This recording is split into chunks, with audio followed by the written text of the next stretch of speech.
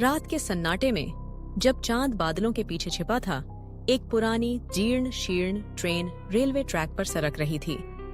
यह black diamond express थी, जिसके बारे में कहा जाता था कि इसमें उन आत्माओं का वास है जो कभी अपने गंतव्य तक नहीं पहुंच पाईं।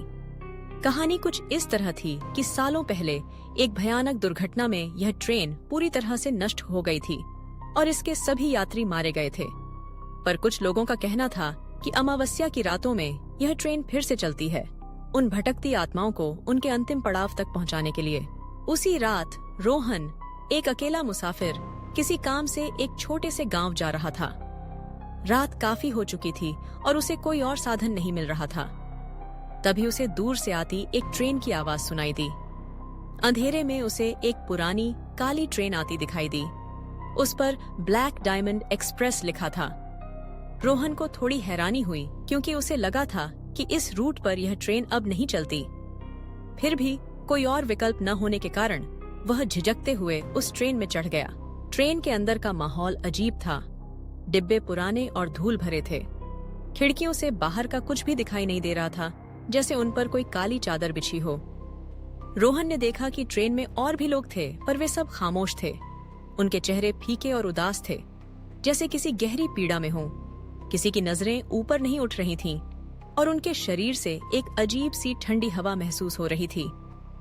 रोहन ने अपनी सीट ले ली और कोशिश की कि इन अजीब यात्रियों पर ध्यान न दे, पर जैसे जैसे ट्रेन आगे बढ़ रही थी, डिब्बे में ठंड बढ़ती जा रही थी और उसे एक अजीब सी बेचैनी महसूस होने लगी।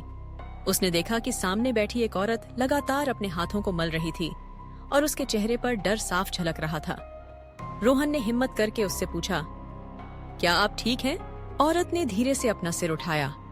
उसकी आंखें खाली और बेजान थीं और उसके होंठ कांप रहे थे। उसने कोई जवाब नहीं दिया, बस अपनी उंगली से सामने की तरफ इशारा किया।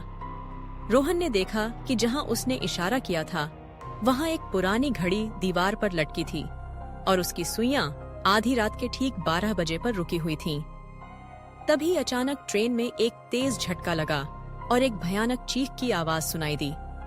रोहन का दिल जोर से धड़कने लगा।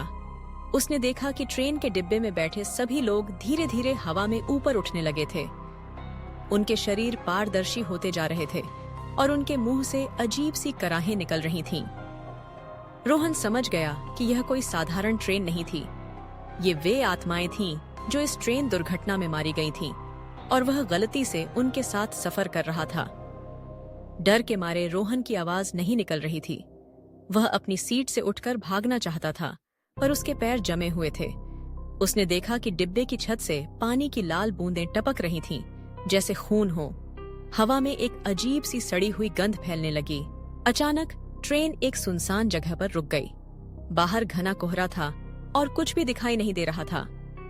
ट्रेन के दरवाजे अपने आप खुल गए और वे पारदर्शी आत्माएं धीरे धीरे बाहर उतरने लगीं। वे एक एक करके कोहरे में गायब होती जा रही थीं। रोहन ने देखा कि आखिरी आत्मा, जो एक छोटा बच्चा था, ट्रेन से उतरने से पहले उसकी तरफ पलटा। बच्चे की आंखें उदास थीं और उसने अपने छोटे हाथ से रोहन को इशारा किया, जैसे कह रहा हो, तुम भी आओ। रोहन ने अपनी पूरी ताकत लगाई और किसी तरह ट्रेन से बाहर कूद गया।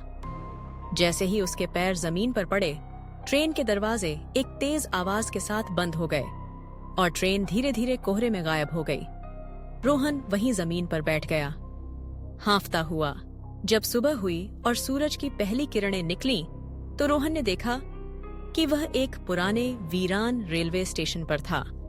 स्टेशन का नाम अदृश्य गंतव्य था, जो किसी भी नक्शे पर मौजूद नहीं था। स्टेशन पर एक पुराना जंग लगा हुआ साइन बोर्ड लटका था, जिस पर लिखा था, यहां से आगे सिर्फ आत्माएं सफर करती हैं। रोहन को उस रात का अनुभव कभी नहीं भूला। वह जानता था कि वह भाग्यशाली था कि वह उस भूतिया ट्रेन से बच निकला था, पर उस रात के बाद वह हमेशा एक अजीब सी बेचैनी महसूस करता था, जैसे उस ब्लैक डायमंड एक्सप्रेस का कोई टुकड़ा उसकी आत्मा में हमेशा के लिए बस गया हो। और कभी कभी रात के सन्नाटे में उसे दूर से आती एक ट्रेन की सीटी की आवाज सुनाई देती थी, जैसे वह उसे फिर से बुला रही हो, वीडियो पसंद आया? लाइक करें, शेयर करें। अगर आप नए हैं तो सब्सक्राइब जरूर करें। इस वीडियो में आपकी पसंदीदा चीज क्या थी?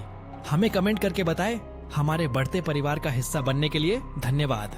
मिलते रहेंगे। आपके विश्वास के लिए हम आपके आभारी हैं। ऐसे ही साथ बने रहें। फिर मिलते हैं। मस्त रहिए।